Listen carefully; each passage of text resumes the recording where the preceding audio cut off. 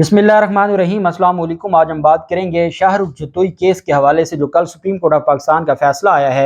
वो फैसला क्योंकि उसके ऊपर बहुत ज़्यादा सोशल मीडिया पर और अवाम नास की तरफ से एतराज़ भी किया जा रहा है और ये कहा जा रहा है कि ये जो फैसला है क्या ये आइन और कानून के मुताबिक है। मैं पहले तो आपको इस केस का बैकग्राउंड बताऊंगा और फिर मैं आपको बताऊंगा कि किन ग्राउंड्स पर शाहरुख जतोई को ये रिलीफ दिया गया है। और ये बड़ी बदकिस्मती है हमारे मुल्क की। दियत का जो इस्लामी कानून है वो बहुत खूबसूरत था। और जब दियत का कानून हमारे जो प्यारा मज़हब है इस्लाम, उसमें जो कंसेप्ट था वो और अब जो दियत का कानून मिस यूज़ किया जा रहा है, इसमें बहुत फ़र्क है। लेकिन बदकिस्मती ये है कि ना हमारे उलमा कराम इसके ऊपर कोई बात करते हैं, ना हमारी वफाकी शरई अदालत इसके ऊपर कोई कानून कोई जजमेंट दे रही है, ना जो हमारी इस्लामी नजरियाती कौंसिल है वो तो वैसे ही सियासी बुनियादों पर उनको बिठाया जाता है। उसमें हर चीज़ होती है सिवाय दीन का इल्म उन लोगों के पास नहीं होता कि वो इस हवाले से कोई काम करें। फिर मुझे बड़ी उम्मीद थी कि सुप्रीम कोर्ट ऑफ पाकिस्तान इस फैसले को, इस केस में 2 दफ़ा supreme court of Pakistan involve रही है। जब वकूआ हुआ, इफ्तिखार चौधरी उस वक्त चीफ जस्टिस थे। इफ्तिखार चौधरी ने आज खुद नोटिस लिया था और उस आज खुद नोटिस पर कार्रवाई हुई थी। फिर उसके बाद जब दहशतगर्दी की दफात खत्म की गई थी तो तब भी सुप्रीम कोर्ट ऑफ पाकिस्तान में साकिब निसार साहब चीफ जस्टिस थे, तो उन्होंने इन्वॉल्व होकर आज खुद नोटिस लिया और जिसकी बुनियाद पर दहशतगर्दी की दफात खत्म करने का जो सिंध हाई कोर्ट का फैसला था उसको कलअदम करार दिया। अब मुझे एक बात बताई जाए कि जब ये फैसला आया, सुप्रीम कोर्ट ऑफ पाकिस्तान की जो जजमेंट है दहशतगर्दी की डेफिनेशन के हवाले से, वो 2018 में आई। ये जो वकूआ है और जो सबसे टेक्निकल चीज़ है जो मैं समझता हूँ कि सुप्रीम कोर्ट ऑफ पाकिस्तान की तरफ से उसको ज़रूर देखा जाना चाहिए था, ये वकूआ है दिसंबर 2012 का। दिसंबर 2012 को कराची का इलाका है डिफेंस, जहाँ पर फायरिंग हुई और शाहजेब और उनकी बहन उनके साथ बदतमीज़ी की शाहरुख जतोई ने। और जब शाहजेब ने, क्योंकि बहन के साथ बदतमीज़ी की गई, तो शाहजेब ने उनको उनके साथ बातचीत की या उनसे गुस्सा किया, तो उस पर फिर, क्योंकि ये वडेरे के बेटे थे और ये पाकिस्तान पीपल्स पार्टी के लतीफ़ खोसा साहब जो सीनियर रहनुमा है पाकिस्तान पीपल्स पार्टी के, वो वकील थे और उन्होंने ही इनको रिहाई दिलवाई है। और जो कुछ शाहरुख जतोई का ये इन 12 सालों में 10 सालों में जो किरदार रहा है पाकिस्तान पीपल्स पार्टी की हुकूमत का, इसमें सबसे ज्यादा इस केस का बेड़ा गर्क किया है प्रोसिक्यूशन और सिंध पुलिस ने। सिंध प्रोसिक्यूशन ने और सिंध पुलिस ने, उन्होंने कोई रास्ता ही नहीं छोड़ा अदालतों के लिए कि इनको सजा दी जाती। बहरहाल दिसंबर 2012 में ये वाकया हुआ और ये तब दहशतगर्दी की दफात लगी। जो नई डेफिनेशन है आसिफ सईद खोसा साहब की, वो 2017-18 की है, तो इस वजह से रेट्रोस्पेक्टिव इफेक्ट तो नहीं होना था उस जजमेंट का। और वो जजमेंट तो उसके बाद जो दहशतगर्दी का अगर कोई केस है तो उसकी डेफिनेशन में आना था, तो ये पहले का था। इस वजह से ये कहना कि अब दहशतगर्दी की तारीफ तब्दील हो चुकी है, ये बात मेरे, जहां तक मेरा नाक़िस इल्म है, ये दुरुस्त नहीं थी और इसको इंटरप्रेट ऐसे नहीं करना चाहिए था। अच्छा, दूसरी चीज, ये दिसंबर 2012 का वाकया है। इफ्तिखार चौधरी साहब ने इस वाकये पर जब सोशल मीडिया के ऊपर हम सब ने मिलकर, पूरी कौम ने मिलकर इसके ऊपर आवाज उठाई, तो उस पर इफ्तिखार चौधरी साहब ने आज खुद नोटिस लिया। पुलिस ने जो मुजरिम थे उनको गिरफ्तार किया। इंसदाद दहशतगर्दी का मुकदमा दर्ज हुआ और इंसदाद दहशतगर्दी की अदालत ने 30 जून 2013 को शाहरुख जतोई और जो उनके साथ सिराज तालपुर थे उनको सजाए मौत का हुक्म सुना दिया, जबकि जो सजाद तालपुर और गुलाम मुर्तजा लशारी था उनको उम्र कैद का हुक्म सुनाया गया। मुजरमान ने 2013 में ही सजा के खिलाफ सिंध हाई कोर्ट में अपील दायर कर दी। सिंध हाई कोर्ट में चंद माह बाद शाहजेब के वालिदैन ने मुआफीनामा तहरीर कर दिया और वो, आप जानते हैं कि जो दियत का मामला हुआ उस बुनियाद पर वो मुआफीनामा हो गया। दियत का जो कानून है ये इस्लामिक लॉ में इस वजह से, और इसका बैकग्राउंड है, और जब तक ये तो कोई इज्तिहाद करता, कोई स्कॉलर और इसके ऊपर काम करता और हमारी इस्लामी नजरियाती कौंसिल इसके ऊपर कोई डॉक्यूमेंट देती, हमारी जो वफाकी शरई अदालत है वो इसके ऊपर काम करती, तो फिर तो समझ आती है। उस वक्त कंसेप्ट ये था कि अगर कोई किसी की डेथ हो गई है और वो फैमिली में कोई और उसका वहां पर उनकी जो माली कफालत करने वाला नहीं है, तो ये था कि चलें अब डेथ हो गई है तो वो कंपनसेशन देगा, और वो तय कर दी गई कि इतनी कंपनसेशन देगा, तो उसके खिलाफ उसको दियत कह दिया गया।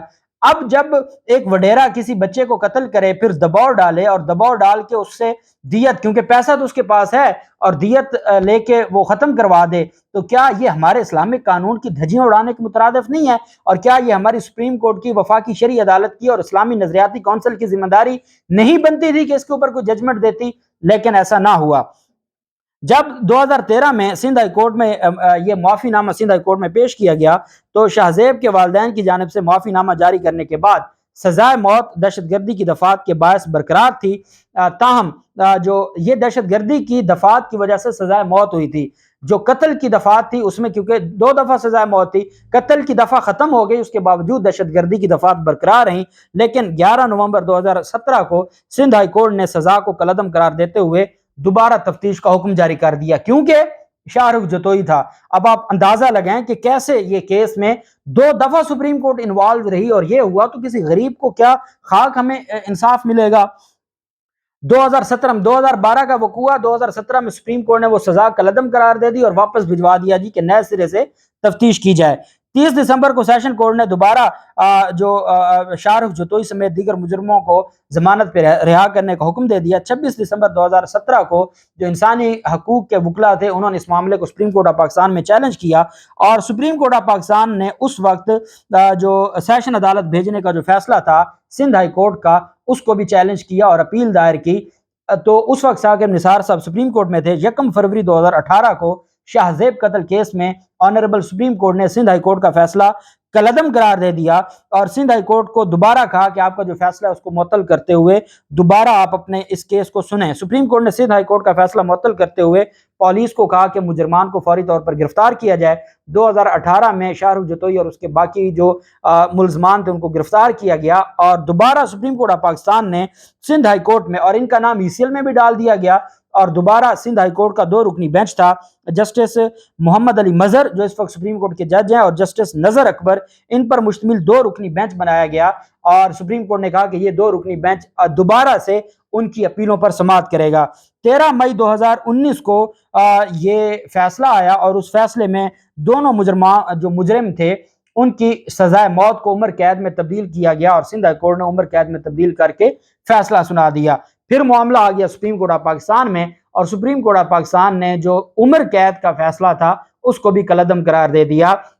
دیکھیں 2 چیزیں ہیں، پوری دنیا نے دیکھا قتل ہوا، اور اس قتل میں کوئی دوسری رائے نہیں تھی، معاف تب کیا جاتا ہے جب کوئی وقوع ہوا ہو۔